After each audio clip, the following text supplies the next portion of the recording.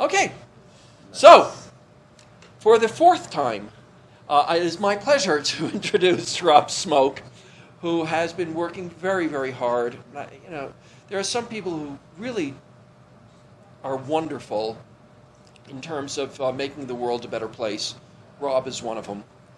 It is my pleasure to introduce him. He's opposed to Amendment 51. 70.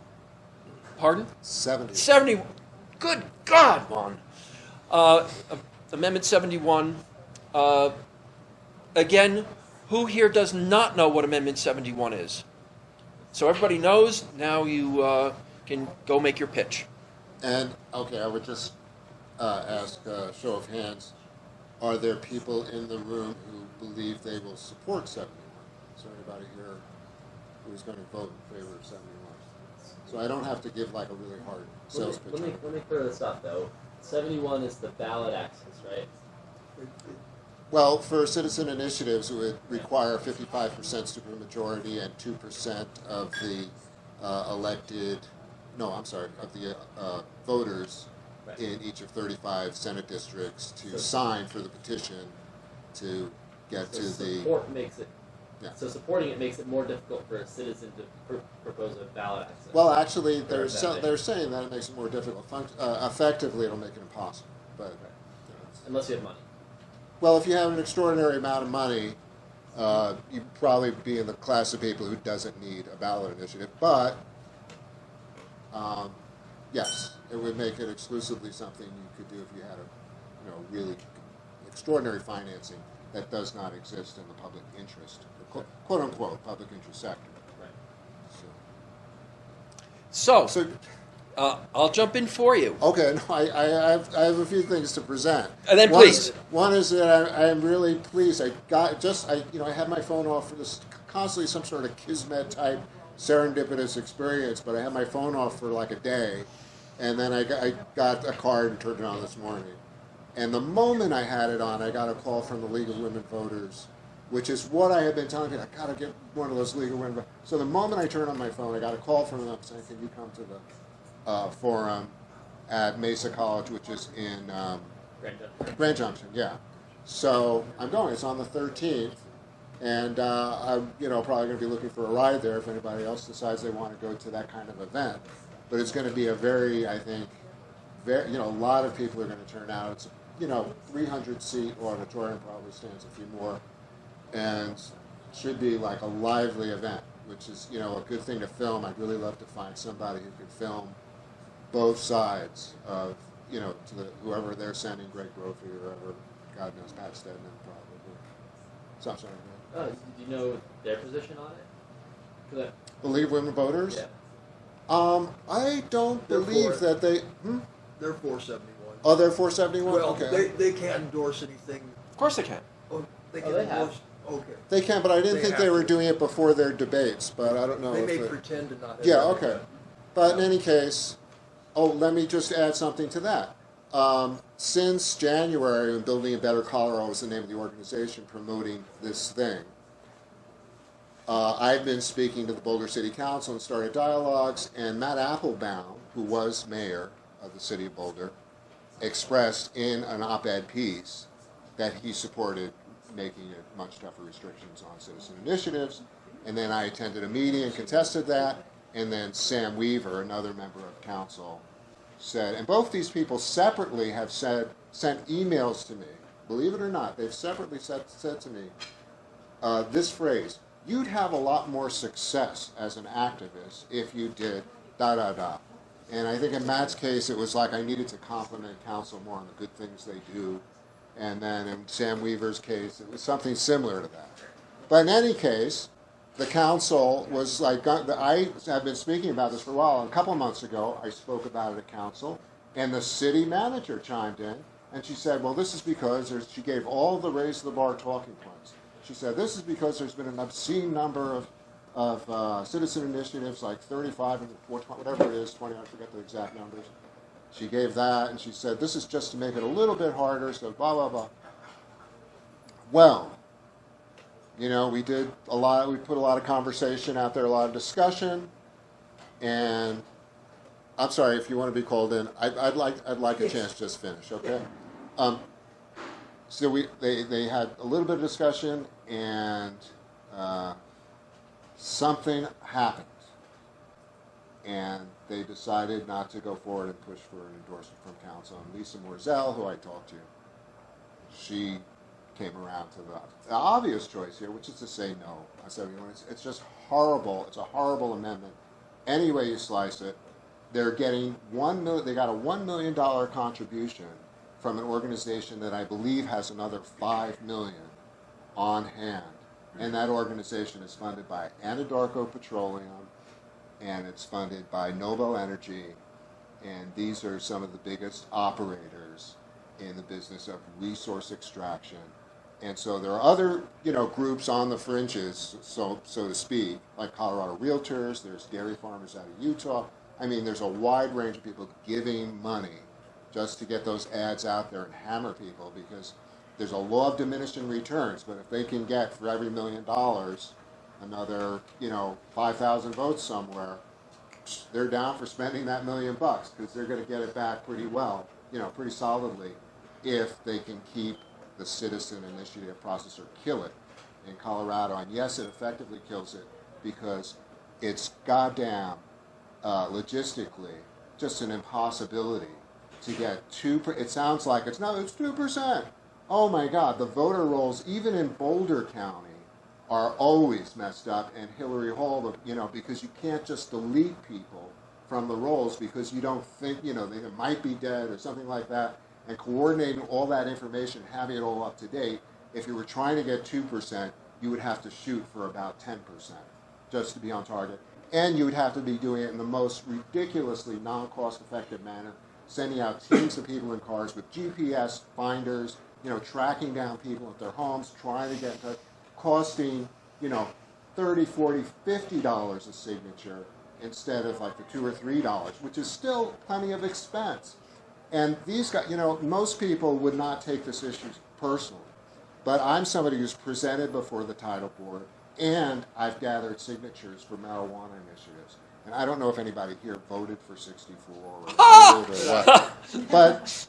But listen, before 64, to tell you how hard it was, the one that came before that, it was a little bit different. It was sort of 64 light, and it was 44, and it only got 41% of the vote. And I stood out there in the middle of July in front of the King Soopers, which is on like Grant Street in Denver. And I took all kinds of crap. People who come up to and say, marijuana killed my child and you're out, I just dealt with it. So to say that wasn't difficult, for myself and everybody else who got those signatures. And that was, you needed to have one try with 44 before you could get to 64 and find out what was needed in there to have an amendment that would pass the Colorado voters. So in any case, they have a lot, just as a basic thing, they have a lot of nerve to say that it's not difficult enough. Because sure as hell was goddamn, and they don't talk about the other aspects here, where they talk about rural voters not being included. Well, it just so happens that a lot of rural towns, Edgewater, Colorado, is getting like a 20% boost to their revenue stream from having some marijuana shops. So it's ridiculous, all their claims that the process doesn't work. Sure, there are bad amendments. People make mistakes. There might, but on balance, they're tremendous. And just take one or two other amendments. If anybody's doing letter writing, I'll be real quick. But one or two other amendments that I personally like. And one is, I have a real feeling for cats. And if anybody goes to my Facebook page, they'll see the cat that I own is now passed on. She's a beautiful Maine Coon who's perfectly trained. I could put her on a leash and she'd follow me around like a dog. I could tell her to stop and go, all that. In any case, there's a law against trapping bobcats or using leg hole traps, which pets get caught in and whatnot. And it doesn't exist in other states. They're still trapping these cats, and they wind up as fur coats in Russia that sell for the equivalent of $100,000. And or some European country for somebody who just has to have one of those fur coats. And they're horrible. They inflict horrible, miserable pain on animals. Even hunters who are serious about hunting and you know everything about guns say it's a good thing that leg hold trap ban was passed. And it was only a few people who worked really hard on something really difficult, and it just barely passed. It only got there wasn't a lot of money there to spend on that, but it passed. And people, and you could go out into rural areas and ask people if they're dissatisfied with the leg hold, that bobcats and their pets don't wind up in those traps. So, I mean, there are all kinds of amendments. You can't just talk about one. There are all kinds of amendments. There are people who like Tabor and people who don't like it.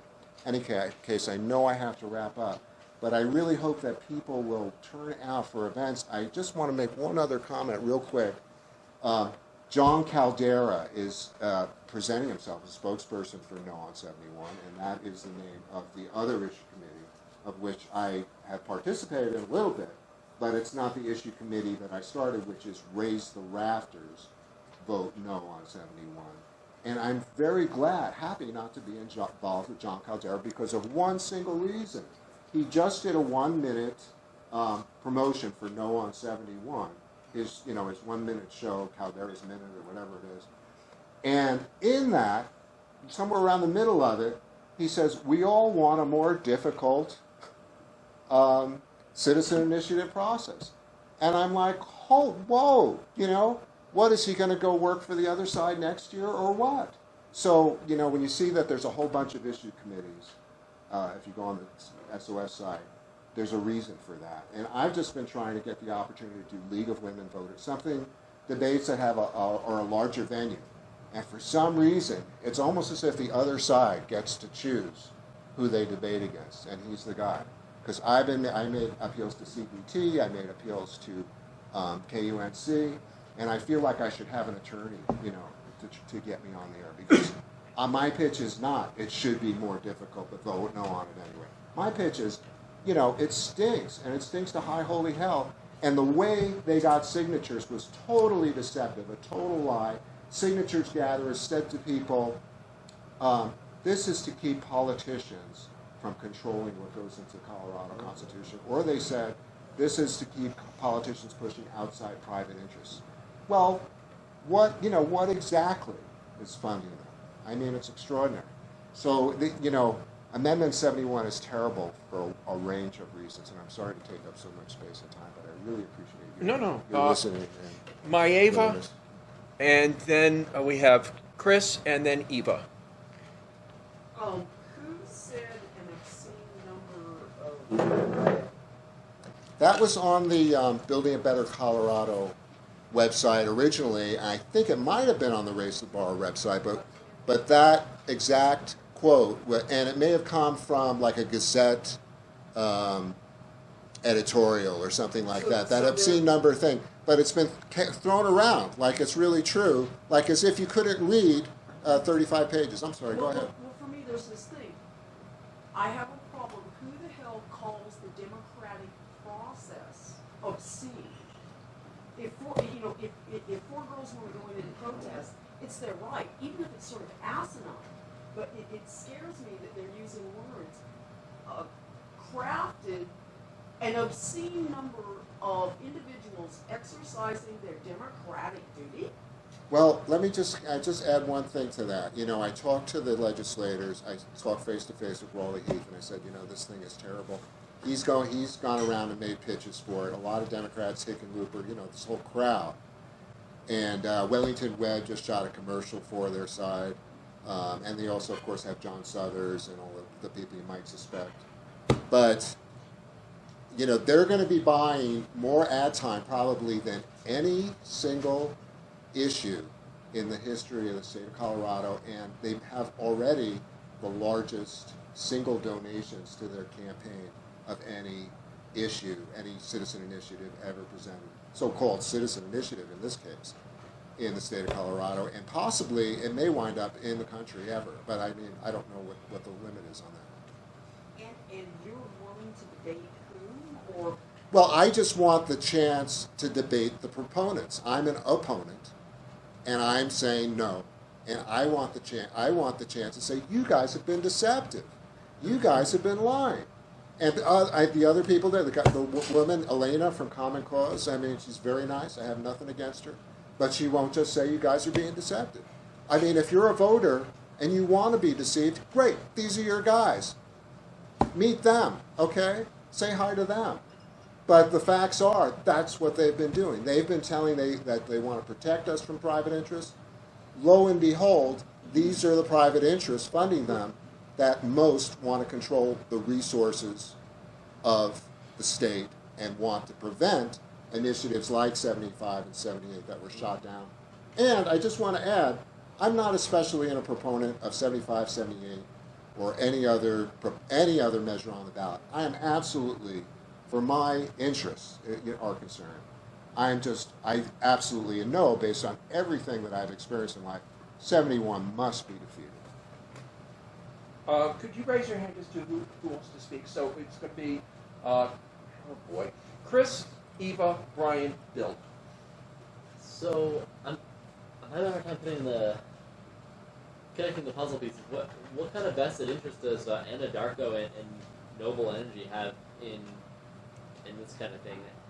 Beyond maybe just like the only thing I could think of is maybe there'd be Right. they foresee something banning fracking or whatnot as a ballot measure. Yeah, in the future, You can yes. buy politicians, it's hard to buy the whole population. Yeah. That's their vested interest. And Well, they have the opportunity in the coming years to make billions from what they know from geological studies exists in I see Colorado. you, Conrad. They just So, wanna defend it. so I mean they're defending. And that's precisely the people who are getting. Greg Brophy has been getting paid $10,000 a month for his volunteer work with this, promoting this amendment, and that was just uncovered. And Chris Forsyth brought a court case to get all the information uncovered about that and failed. But that part is still clear that he's gotten $10,000 a month. So that's the key proponent, a guy who's getting paid, a very nice salary, a very comfortable salary, not a fortune, and who knows what the bonus is. Maeva quickly, and then we're going to move on to other people. Oh, to speak to your question about what would be the attributed gain. In New Mexico, I was involved with a Mustang thing. I was asked to do an investigative expose of Mustangs being slaughtered in Mexico. Doesn't matter, wild horses. They came from Colorado. What I ended up doing was proving that the BLM man here in Colorado was selling the Mustangs, traced it all the way down. We couldn't figure out, conspiracy. Well, it came out in the long run, as long as they were Mustangs on the Colorado land at a certain number, they couldn't sell the uranium to the Russians. So when they got the Mustangs, unintended consequence wasn't obvious. Get rid of the numbers, let the BLM guys say there are no Mustangs on this range. But nobody realized that Mustang Annie and crazy women, for 25 years, they fought fist, claw, and nail to keep the Mustangs alive. So, unintended consequence. There are billions of dollars of resource in Colorado, New Mexico, and Arizona that were wholesaled to the BRIC nations 4 days after Obama got in. You couldn't see the intended consequence, but it was amazing when Russia opened up 2 more power stations with the plutonium uranium that they just contracted from the United States. We have Eva, Brian, Bill, Conrad. Okay, this is going to take a minute to explain, but before there was Building a Better Colorado, there was Colorado Futures. Same people, same presenters, same workshops. I went to one of those because one of my friends was a Democrat and knew I was a libertarian. And frankly, he wanted me to go in as a berserker because he knew that everybody who had been invited was a Democrat. This was a workshop to talk about a new system of consensus so that you could get testing this new thing that you would have a little gizmo and you would vote on things and then they would get the consensus of the room and they would report. Being someone who reads cereal boxes, I read the back of the little gizmo. Turns out it was the address of Regis University Center on the Common Good, or whatever it is, which was doing work on neurolinguistic programming. Number 2, my table did not have a facilitator. And since I had read all the stuff ahead of time, the people at my table made me the facilitator because I'd actually done my homework. My table didn't follow the pattern that the rest of the tables followed. And we were asking questions that no one else wanted to have asked. And about halfway through the thing, I turned to the guy next to me who was a retired educator from CU, education person who graduated from CU. I said, this is all about Tabor. This is all about getting rid of Tabor. And he went, nah. And about 3/4 of the way through, he turned around and he said, oh shit, you're right. This experiment in consensus, after everybody had started voting and they had all these little things up on the screen, the screen blinked funny for a couple of minutes and the graphic changed. And the graphic showed more success at there than had previously been. Well, I have a degree in art. I have a very good visual memory. So what happened was there were too many questions. And somebody got up and said, well, Raleigh Heath, who is in the state senate, is going to present the results of this consensus group, which was, we were told, was using the example of the amendment process as an example to use for this consensus process. But he was already to put the legislation in the minute things were done. So they ended up throwing out all the Boulder results because they didn't conform. That's Go how ahead, sneaky go this ahead, guy's are. So, okay. And then we'll get to the other. So I people. just, would like to talk to you about afterwards if you want to talk Yeah. more about that. So I'd really like to hear the other people. Yeah. So, thanks. I'm Okay. just saying, they're really, really sneaky. Are you finished, Eva? Yes. Okay, so if I remember correctly, it's Brian, Bob, Bill, and then That's fine, that's fine. Brian, Bill, and then Conrad. So this is an important issue to focus on. I think people are writing letters or opinion pieces because of the fact that polls show that it's going to pass. Except the fortunate thing is that well, there are two oddities in the polls. One is that it actually oddly showed that more GOP people are in favor of this. And so hopefully they're persuadable because hopefully they realize that this is an effort to prevent things like Tabor. Because Tabor actually only passed by 53%. So that if these rules had been in effect at the time, Tabor wouldn't have passed. And the other odd thing is that the last poll actually asked people how much they knew about the topic, and only 23% of people knew anything about Amendment 71. So they were answering the question without knowing anything about it. But unfortunately, of course, most people are going to vote that way too. And so many of them are going to decide based on what's in the blue book or what's in voter guides and things like that.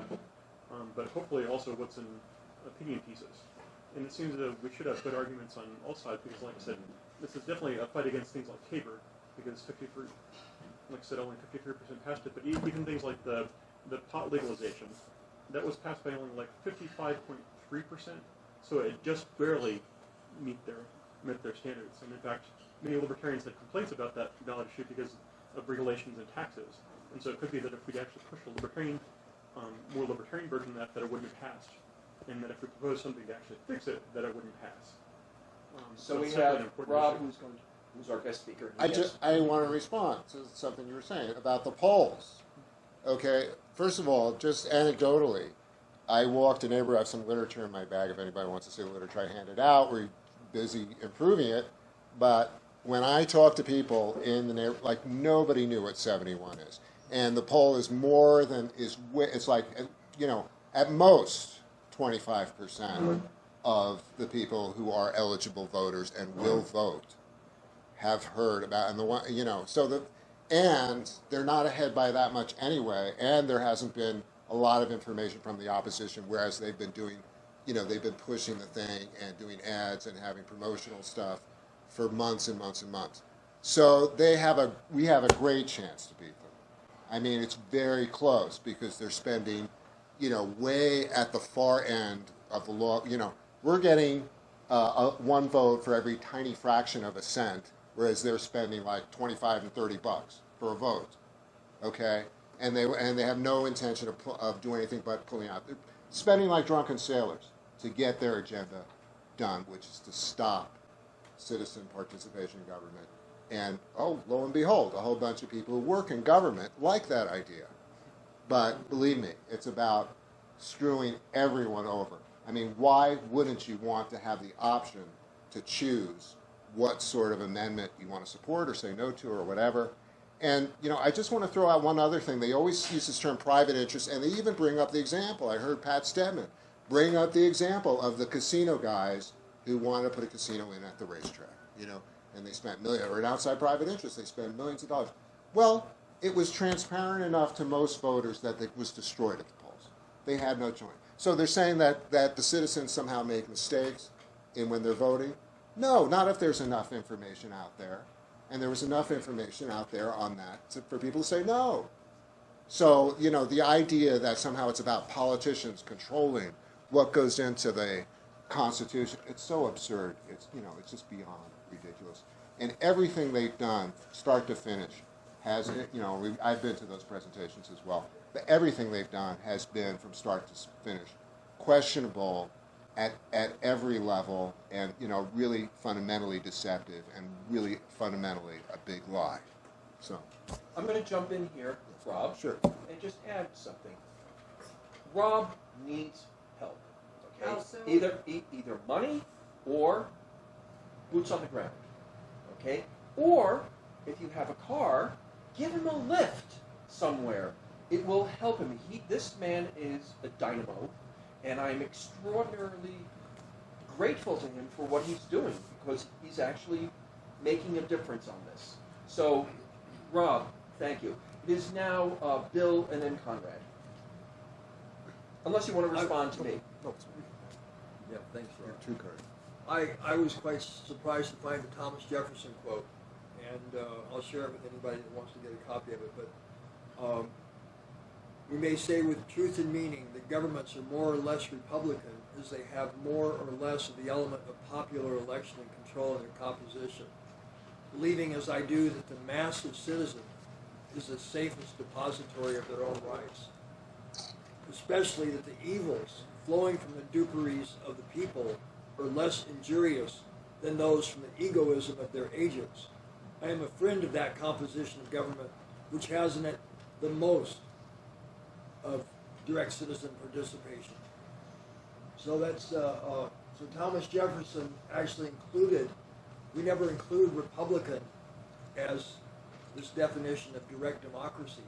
We think they're separate, but certainly Thomas Jefferson, when he wrote this, saw the people as the way to preserve the republic and as a Republican agenda. Very good. Conrad, and please lean forward. My take on Amendment 71 is just conservatism at its finest. It's not to disenfranchise people from participating in government. It is more or less to uphold the status quo and to stop radical change from being brought around. So stop anti-fracking, stop changes in the system that are against what the government is already doing, which is fulfilling its most primary interests, whether it's having something in the Constitution that says you will not raise pay for politicians, for government workers at a certain rate per year, and that it will not be voted on by them. It is just a way to stop people from introducing new rules and new functions into the government that make its job more complicated. It's not so much from saying your vote doesn't really matter. It's just to make it harder to have someone's vote matter. It essentially says if you have 45% of people saying they want something to not change, then it's not going to change, and that there's the majority. Then the majority is no longer 51% or 50.1%. It is now above 55%. Is all it is. Do you want a quick response from me? Sure. And it's, I don't know where to start, and I don't want to take up a lot of time on your points, but in a supermajority election, it's almost guaranteed that the losing side comes out the winner. If one person equals one vote, then really you have to ask the question, what is the purpose of supermajority elections? Citizen initiative processes, just by themselves, they allow for greater sharing of information, for greater understanding between people, and greater development of ideas and concepts that contribute to the betterment of humanity. The good amendments that have passed are quite good, and they've done a lot of good in Colorado. And there's all manner of reasons. I mean, I could shift over and talk about Anadarko's record with its petroleum projects. I could talk about Noble Energy and what's questionable about what they do. But I'm not here to go any further with that right today. If people want to talk to me about it, I'm always available for that. So it's Maeva. For Maeva, I'm going to just jump in. Please reach into your pocket, contact Rob. Rob, why don't you just say what your email address is? Okay. I use my personal email address generally. It's Dubs Dingleberries. And I can write it out, but it's what it sounds like. D-U-B, as in boy, S, D, D-U-B-B, D-U-B-S, one word, D-U-B-S, D-I-N-G-L-E-B-E-R-R-I-E-S @gmail.com. And one question I will not accept is, what the hell does that mean? Okay, Please. Maeva. Thank you. Oh, how can we be of service to you? What are the three things? Well, actually, Ralph was touching on things that are really helpful. If somebody ever gives me a ride to Denver, anybody who wants to walk a neighborhood sometime, we're going to have a project with Be the Change, which is just to put up a single sheet of color artwork in store windows. Get that up in store windows. People would agree. And there are certain types of businesses who might be open to that, but it would just say, vote no on Amendment 71, save the citizen initiative process. I actually have a copy of the artwork in black and white with me if somebody wants to see it. But to walk a neighborhood, to get a ride somewhere is great. Donations are great. I'm spending money. I don't have much money to spend, but I'm spending money. And happy to, it's like not anything really to speak of. I'm not trying to win this election with a large budget. Unfortunately, there are a lot of other people around, and hopefully some of them will be spending money. But there are certain things that we would like to, make sure happen. One would be signs that can go on store windows, or particularly to certain kind of businesses around the state. Neighborhood distribution in certain areas of Denver, and maybe in other towns if it can be arranged. And we need some kind of financing for things like printing literature. And I'd also like to do a T-shirt run.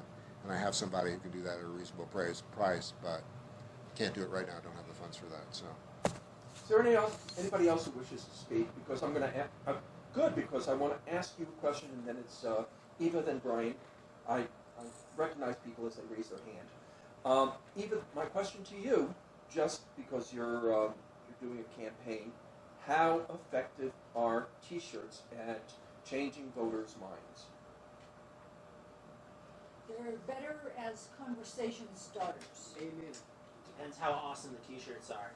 I just want to say the main point of a T-shirt is somebody walks a neighborhood, and the really good canvassing organizations do that. They'll have whatever the message is, in both. So you can sort of see the person coming from, if they're coming up your path, that they're not about to mug you. You don't have to pull a gun on them, Right. So it's just it's a nice thing to do for people who do canvass too, to give them a T-shirt. So. Okay, it's Eva, then Brian, then Maeva, and then... I have a quick suggestion for the T-shirt.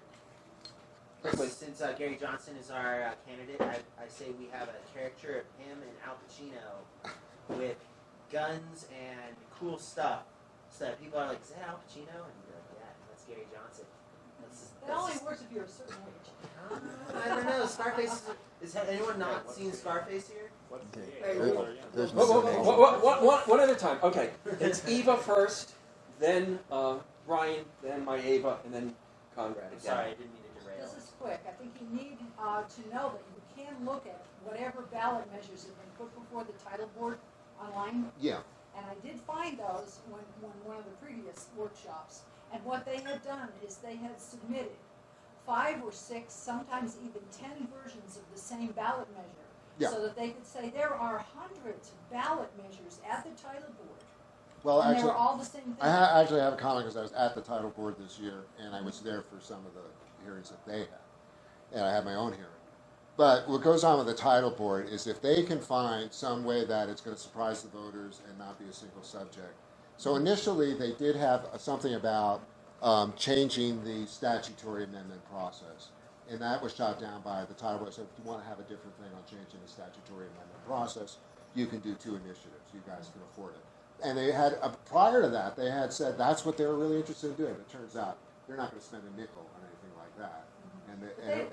And they had, oh, I also want to say, they had very good legal advice, and they knew in advance that that would be 2 subjects. And they still presented it as 1 subject, just so they could say that they did it. So it's complete bullshit They as also well. had a lot of other ballot measures that had to do with fishing and Yeah. licenses and other random Yeah. things that they just reworded differently so that there was an extra number of them there.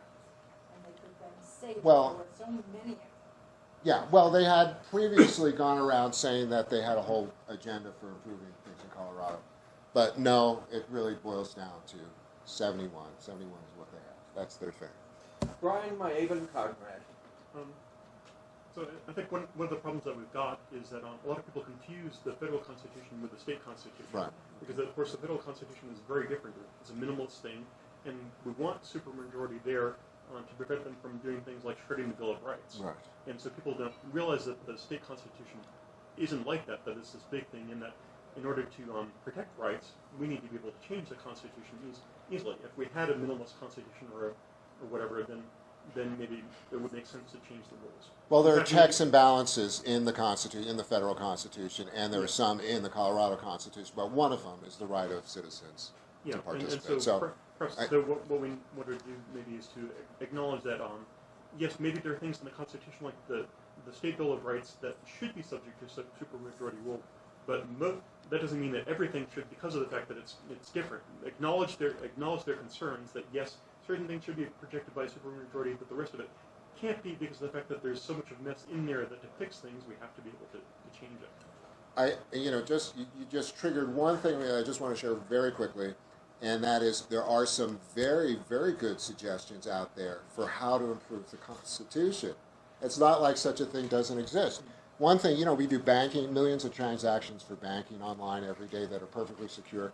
A secure server could ensure that if you're signed up to endorse petitions, okay, as a signer through the Secretary of State's office, there's not going to be any more fraud than there is now with everybody scattered all over the streets and people showing up just with no ID whatsoever when they put their signature on there. It would eliminate it, and under those circumstances, the Secretary of State could be obligated to provide links to information on both sides of an issue, and the issue committees could be formed, with plenty of time to spare. It wouldn't be compressed into 3.5 months of signature gathering, and it would give voters a wonderful preview and understanding of what each issue is actually about.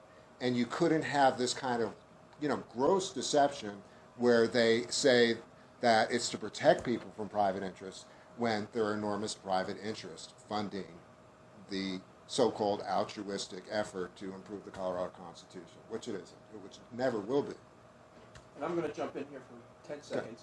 One of the major proponents of this improvement to the Colorado Constitution is a friend/associate of mine, Evan Ravitz. I mean, he's definitely not a libertarian, but he's good.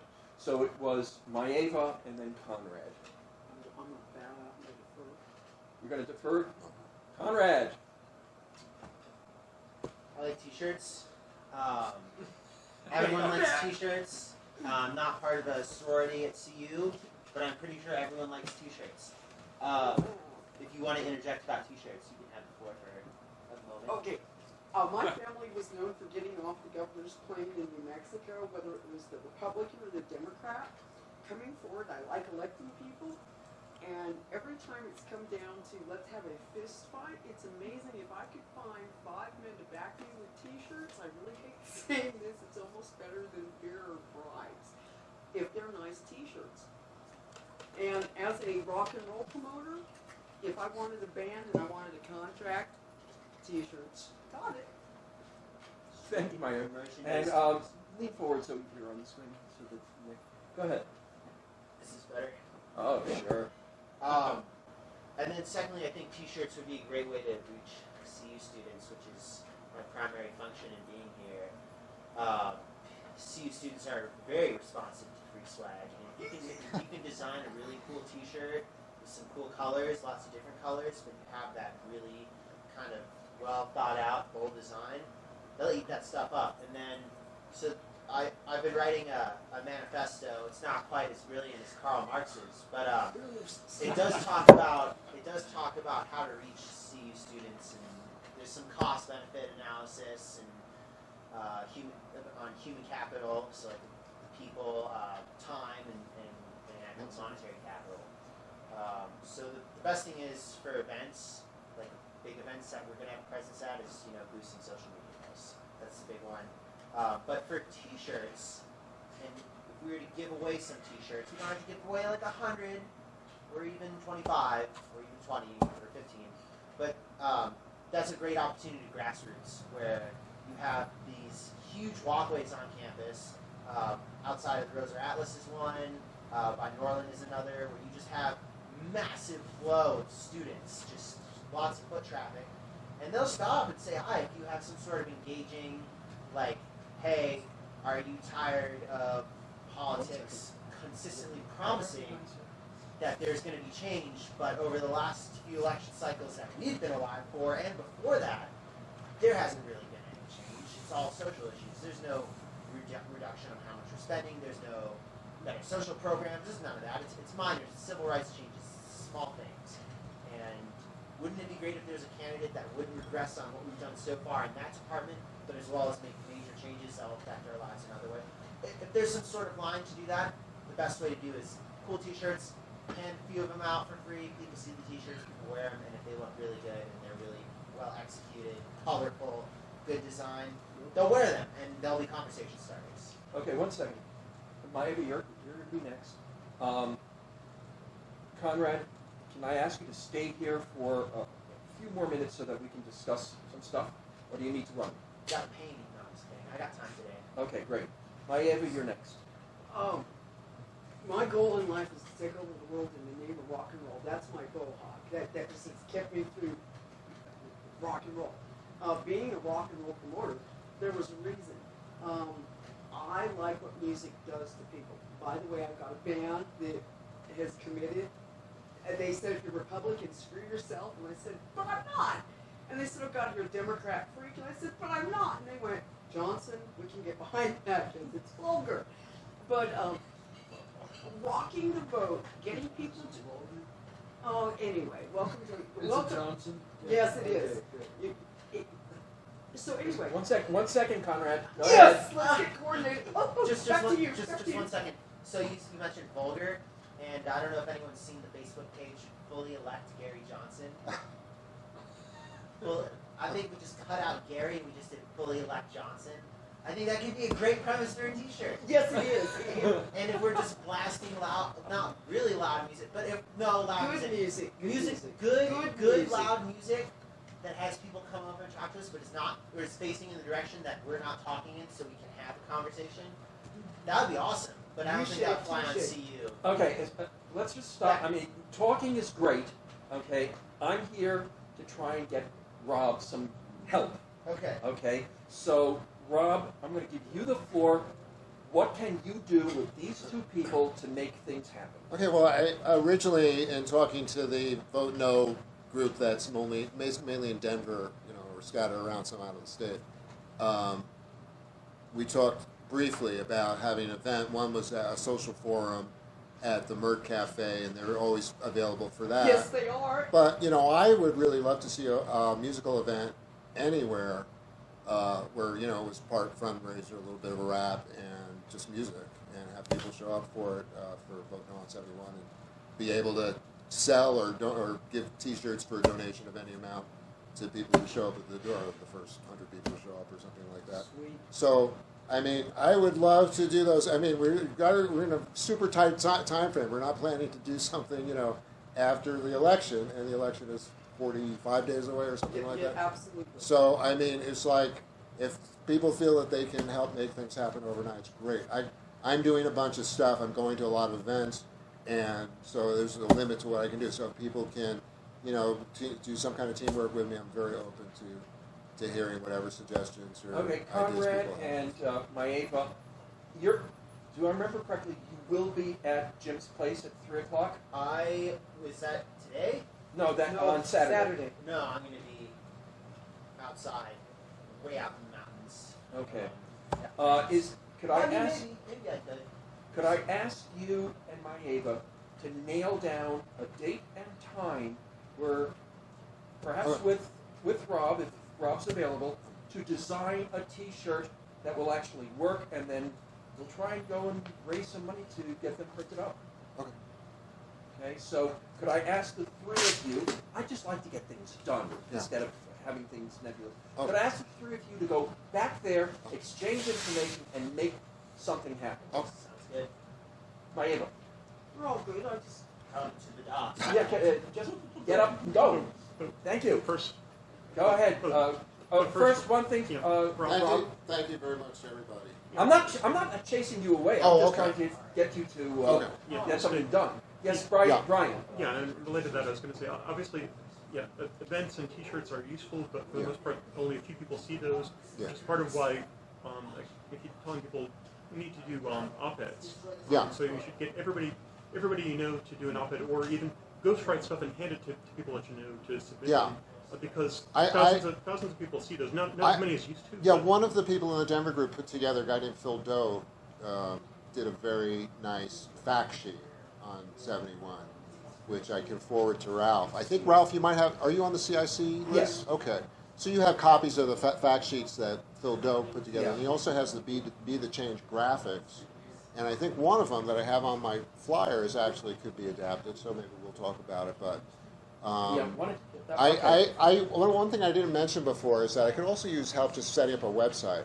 I mean, I sort of know how to do it, but it's a lot for me to do. And I really appreciate if anybody feels that, You it's have a something they could Facebook do without page? too much effort. What's You have that? a Facebook page? I have a Facebook page, yes, I do. Oh, I don't have a Facebook page for the group, but I've just been negligent in not having one. But there is a That's lot the of cheapest, there is a lot fastest of way to go. yeah, there is a lot of stuff coming. I did put up an event page for our group, which was last Saturday, which was a neighborhood walk. So, Okay. Anyway. Could I, before you guys go, before you go there, Eva and Rob, is there a way that you're a graphic artist? Is there? Yeah, but unfortunately, I'm leaving tomorrow morning. Is there? Tomorrow, But I is there? won't be back Are till you? the Are you? 13th. Are you no longer going to be available by email For Lily's campaign, yes. for no other stuff? No. I don't want to. The question I was going to ask is: can you think about any synergy between Lily's campaign and this anti-71? I'm pretty sure she's against 71. Well, Well, Ralph, then there is a synergy, because if she's against 71, then Rob needs to know that for the list of people who are against 71, at least minimum. Well, the fastest thing is to do it on the webpage. So, yeah, especially Go since, ahead, Yeah, Brian. especially since you talk about the election being 45 or however many days away. Because of mail voting, actually, it's much sooner. Much than sooner, that. yeah. But However, not 17. Yeah, however, with a number of initiatives that are on the ballot and so forth, it's a little more likely this year that, like those mail-in ballots will go in a little bit late. I mean, for like simple things like the city council election in Boulder, they go in like the day everybody gets it, but for this, it's probably, going to be taking towards like the end of October, even for the early mail ballots. I mean, it depends on, it's just a matter of percentages. As you get closer to the election, more people have voted. Yeah. Okay, If so voter Rob- rides are out, people Okay, will just go. let's get Rob Yeah. to get a pair of volunteers, because that's really why I invited them. Is there anybody else who wants to talk about something?